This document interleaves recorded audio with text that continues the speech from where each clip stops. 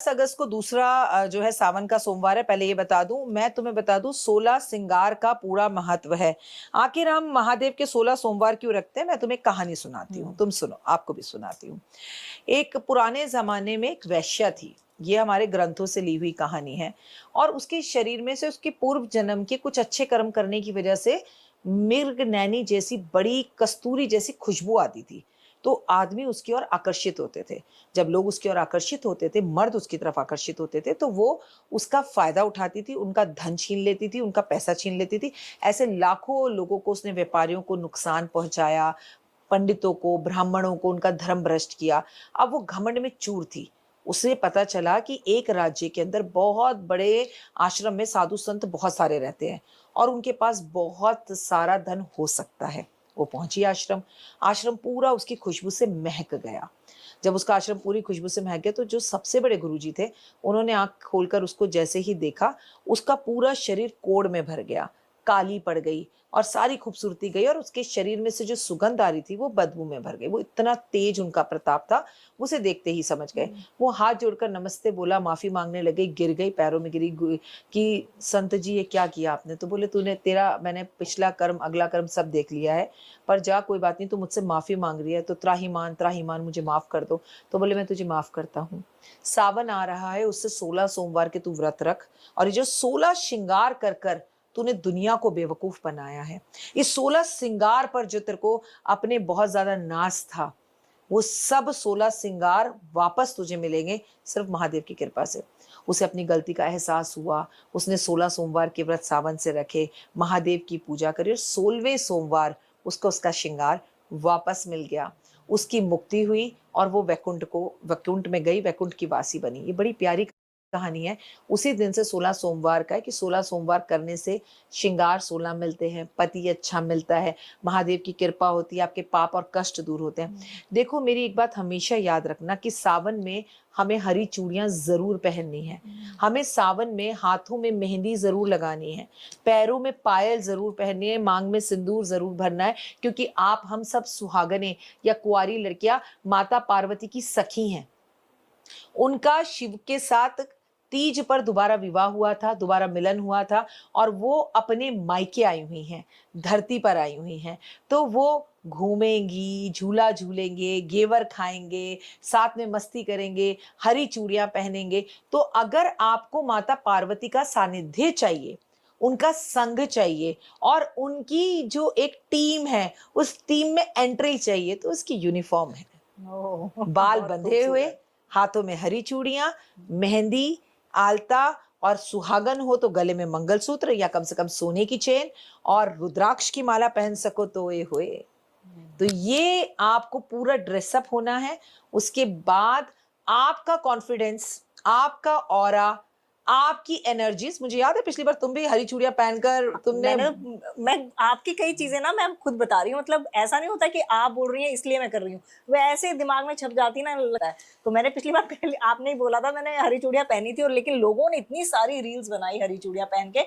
और मैं दर्शकों को बोलना चाहूंगी, इस बार भी जिस तरह से राखी जी ने कहा है कि आप सजे सवरे हैं, सिंदूर, अगर आप इसी जो राखी जी कह रहे हैं उसी पे रील्स बनाएं, देखिए कैसे आप भी वायरल हो जाते हैं। और तमन्ना, मुझे याद है जब हम दोनों ने वो शो किया था, हमने एक टीवी के लिए किया था। और तमन्ना, तुम्हें और तुम्हारे ऑरा को मैंने 1 साल में बहुत बदलते देखा है। थैंक यू सो तो मच। अगर तुम खुद छोटी छोटी रेमेडी करके हरी चूड़ी पहनकर इतनी वायरल हो रही हो, तो व्हाई नॉट अदर्स? भाई हरी चूड़ी पहनी है। और ये हरी चूड़ी मायके से आती है, झूला मायके से आता है और आपके लिए घेवर मायके से आता है। लेकिन अगर आपका कोई मायके में ना हो और देने वाला ना हो तो कोई बात नहीं, खुद के लिए हरी चूड़ी खरीद लीजिए, खुद को पैम्पर कर लीजिए। मैं तमन्ना को दे दूंगी, तमन्ना मुझे दे देगी। हम ऐसे भी कर सकते हैं। खुशियां बांटने से बढ़ती हैं। और आपके पास सोने के कड़े हैं, सोने की चूड़ियां, तो आगे पीछे वो भी लगा लीजिए, पर प्लीज जरूर पहनिए। बिल्कुल। तो दूसरे सोमवार का महत्व क्या है? दूसरे सोमवार का महत्व बिल्कुल वैसा ही है बच्चा जैसे फर्स्ट का है, लेकिन कुछ लोग गलतियां करते हैं, उसको बता देती हूँ। जी, हमें तो फर्स्ट सोमवार में पीरियड्स हो रहे थे, मैंने तो गलती से नमक खा लिया था, कोई बात नहीं, मैं तो अभी सोमवार से व्रत रख लूंगी। मजाक नहीं चल रहा है, ऐसा नहीं होता है।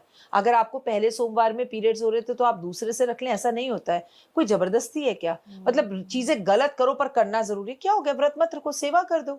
लेकिन दूसरे सोमवार को एग्जैक्टली जैसा मैंने कहा, सुबह जल्दी उठेंगी और इस बार आप पानी के अंदर इत्र डालकर नहाएंगी। अच्छा। और उसके बाद आप सर जरूर धोएंगी, चाहे आपने एक दिन पहले भी धोया। आप व्रत महादेव के रख रहे हैं तो पूरी शुद्धता के साथ, और कोशिश कीजिए बाल बांध के पूजा करें। काले नीले कपड़े आप बिल्कुल नहीं पहनेंगी, और आपको कलरफुल कपड़े पहनने हैं, 16 श्रृंगार करना है, मेहंदी और चूड़ियां, पायल, छम छम छम।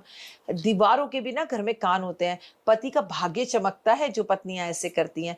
जिंदगी के आनंद की अनुभूति प्राप्त होगी। वैसे माता पार्वती के आगे दीपक जलाइए, फिर सुबह थाली लेकर जाइए, फिर शाम को थाली लेकर जाइए। पर जीवन बेकार है अगर आपने अपना व्रत खोलते वक्त घेवर नहीं खाया। आपको शुगर बीपी भी है तो माता पार्वती का नाम लेकर 1 चम्मच खा लो और खूब घेवर बांटो। माता पार्वती को घेवर का भोग लगाओ, सुहागनों को गले लगाओ, एनर्जीज एक्सचेंज करो। मैं और तमन्ना जब भी मिलते हैं हम एक दूसरे को टाइड हक करते हैं। अभी ये पॉडकास्ट खत्म होगा फिर हम दोनों एक दूसरे को टाइड हक करते हैं। तो मैं तमन्ना की एनर्जीज लेती हूँ, तमन्ना मेरी एनर्जीज लेती है, और ये जादू की झप्पी ना सच में बड़ी काम आती है। और वो सुंदर है, उसकी कलाई गोरी है, मैं काली हूँ। आपको रब ने जैसा बनाया ना, आप बस माता पार्वती की सखी हैं, ये याद रखिएगा, और अपने आप में बेस्ट है। खूब सजिए सवरिए, खूब सोना पहनिए। देखिए कितनी खूबसूरत बात है ये भाव ही, और ये सोचना है कि माता पार्वती की सखी है, मतलब ये अपने आप में ऐसा खूबसूरत स्वभाव भाव है। बिल्कुल। खुद ही अपने आप को हम खूबसूरत बनाएंगे। और कई बार हम सेल्फ लव की बात करते हैं, मुझे लगता है कि इस सोमवार सेल्फ लव करना बड़ा जरूरी है। बिल्कुल वैसे करना जरूरी है जैसे हम करवा चौथ पर अपने लिए करते हैं। मैं तो कह रही हूँ ये जल्दी से जल्दी अपना पॉडकास्ट डालना, सबको बोलना कि सावन में हरे रंग के कपड़े पहनने का महत्व बहुत है। सिलवा डालो 5-6 कपड़े, हस्बैंड को लेके जाओ, तरह तरह के हरे रंग के कपड़े पहनो, हरे रंग का रुमाल हस्बैंड को बनाकर दो, उनके पास हरे रंग का रुमाल रखो। वो एनर्जी, क्योंकि हरियाली है। हम हरियाली अमावस बोलते हैं, हरियाली तीज बोलते हैं, हम हरियाली एकादशी बोलते हैं, हम हरियाली चतुर्थी बोलते हैं, हम हरी चूड़ी पहनने को कहते हैं। आप समझिए पेड़ पौधों में हरियाली आई हुई है, तो भाई व्हाई नॉट मी, मैं क्यों ना पहनूं। और सबसे जरूरी है तमन्ना, जेंसी को हरा पहनाना बहुत जरूरी है, ताकि वो हमारी बात सुने, उनकी बुद्धि सही हो, उनकी वाणी सही हो, कचर कचर करके माँ बाप का अपमान ना करें, गलत हर टाइम ना बोलें। तो ये बहुत जरूरी है चीजें करना, एंड इट वर्क्स। करो भाई, प्रैक्टिकली देखो होता है। बिल्कुल, और अभी भी देर नहीं हुई है, अभी तक आपने ये सब चीजें नहीं की थी तो जरूर कर लीजिए। मैं आपको बार बार कह रही हूँ क्योंकि ये छोटी छोटी चीजें ना आपकी लाइफ बदलने में बहुत सहायक होती हैं। जीता जाता एग्जाम्पल मैं ही हूँ। और आप तो देखिए ये सब चीजें मार्केट में कुछ नहीं है, ब्लिंकिट, ज़ेप्टो, इससे आराम से मिल जाएंगी और ज्यादा पैसा नहीं लगता है। आप करके देखिए, आपको सुख की अनुभूति भी होगी और जो आप चाहते हैं वो भी आपको मिलेगा। अब बात करते हैं तीसरे सोमवार की। तो तीसरा सोमवार कब है? देखिए 17 अगस्त का है तीसरा सोमवार। और तीसरे सोमवार तक पहुंचने तक इंसान बड़ा एनर्जेटिक और पावरफुल होता है, लेकिन ये बड़ा खास होगा। इस दिन जब आप नहाएंगी ना, तो नहाने के पानी में आपको अकेले नहीं नहाना है, ये बेलपत्र पानी में डालकर नहाना है। अभी तक तो आप महादेव पर अर्पण कर रही थी, अभी आप खुद बेलपत्र पानी में डाल के नहाएंगी तो हारी, बीमारी, कर्जा, तकलीफ सब चीजें दूर होनी शुरू होंगी। एक कॉन्फिडेंस बहुत जबरदस्त बढ़ेगा। आपको पता है तमन्ना, हमारे यहाँ कहते हैं कोई बॉडी, अगर कोई लाश जा रही हो, उसको हम शमशान घाट लेकर जा रहे हो और वो किसी बेलपत्र के पेड़ के नीचे से निकल जाए, तो उसकी ये यात्रा बड़ी सुगम हो जाती है, सरल हो जाती है भाषा में। और उस पर एक बेलपत्र गिर जाए तो इंसान दोबारा धरती पर जन्म नहीं लेता, उसे सीधा महादेव उनके धाम में उस व्यक्ति को जगह मिलती है। तो सोचिए, एक बेलपत्र अगर लाश पर गिर जाए, एक बॉडी पर गिर जाए तो ये होता है। तो आप सोचिए कि अगर हम रोज बेलपत्र पानी में डाल के स्नान करना शुरू कर दें, जो हमें पता ही नहीं है, हम तरह तरह के नमक, हम तरह तरह के परफ्यूम्स, हम तरह तरह की चीज़ों को इस्तेमाल करते, तरह तरह के हमारे पास फेस वॉशेज होंगे, तरह तरह के बॉडी वॉशेज होंगे, और ये कुदरत का ये बॉडी वॉश अगर आप तीसरे सोमवार को इसको पानी में डाल के स्त्रियां नहाएं, नहा पहले सोमवार भी सकती हैं, 30 दिन के 30 दिन भी सकती हैं। लेकिन हमारे साथ सबसे बड़ी प्रॉब्लम यह है कि हम दूसरे की गली से चोरी करके लाते हैं। हम जाकर खरीद के मंडी लाते नहीं है। हम बेलपत्र दूसरे का, फूल दूसरे के, दूर्बा हमने पार्क से ले ली। आप यकीन मानिए, मेरे घर के बाहर जाके देखिए, मैंने तो गमले में दूर्बा भी लगा रखी है कि वो उगती है, मैं तोड़ देती हूँ, बना देती हूँ, फिर वो कम होती है, मैं फिर दोबारा लाके लगा देती हूँ। कि मैं इतनी मेहनत कर रही हूँ 3:30-4 बजे उठकर, उसका पुण्य मैं दूसरे को क्यों दूं? या फिर आप 108 पेड़ लगवा दीजिए कि भैया मैं आज किसी के पेड़ तोड़ रही हूँ, मेरे जाने के बाद कोई मेरे पेड़ों से महादेव पर बेलपत्र चढ़ा देगा। मतलब वो जर्नी तो कंटिन्यू रखिए ना। तो अपने पैसों से खरीद कर रही हूँ। फिर मैं आपके दर्शकों के लिए बता रही हूँ, मैं किसी की एड नहीं कर रही हूँ। आज की तारीख में वी आर ब्लेस्ड। ब्लिंकिट पर हमें बेलपत्र मिल रहे हैं, फूल मिल रहे हैं, कमल का फूल मिल रहा है, हमें तुलसा दल मिल रहा है, हमें बेलपत्र मिल रहे हैं। और क्या चाहिए, इससे इजी लाइफ हो सकती है क्या? पार्क में भी जाने की जरूरत नहीं, वर्किंग को टक टक टक ऑर्डर आएगा घर पे, पैकेट है, सुबह उठा के निकालो और यूज कर लो। मतलब 100 तरीके हैं अगर आप करना चाहो। बिल्कुल। और आजकल तो ये ट्रेंड भी चल पड़ा ना कि मंदिरों के बाहर ही दिया और धूप सब कुछ रखा होता है, वहीं पर लोटा होता है, वहीं से पानी लिया जाता है। ये भी गलत है ना? गलत नहीं, महा गलत है।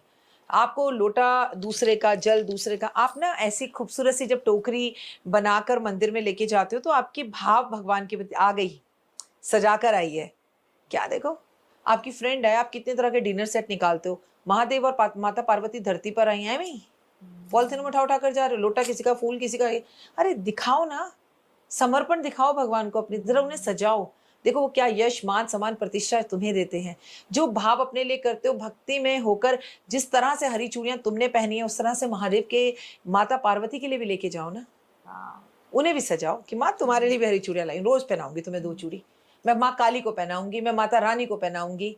उड़ उड़ चुनरिया, कहते अयोध्या में पहुंची, सीता जी के मन को भा गई रे मेरी माँ की चुनरिया। उड़ उड़ चुनरिया, माँ के मंदिर में पहुंची, भक्तों के मन को भा गई रे मेरी माँ की चुनरिया। इतने खूबसूरत भजन है जिसमें हमें सब कुछ समझाने की कोशिश की गई है। सावन में ये भजन गाओ, शिव चर्चा करो, ढोलक बजाओ, फोनों को साइड छोड़ो, मंदिर में जाके रील्स मत बनाओ। आप कहो भगवान मैं तुमसे मिलने आई हूं और तुम्हारे मेरे बीच में कोई नहीं हो सकता, नो रील्स।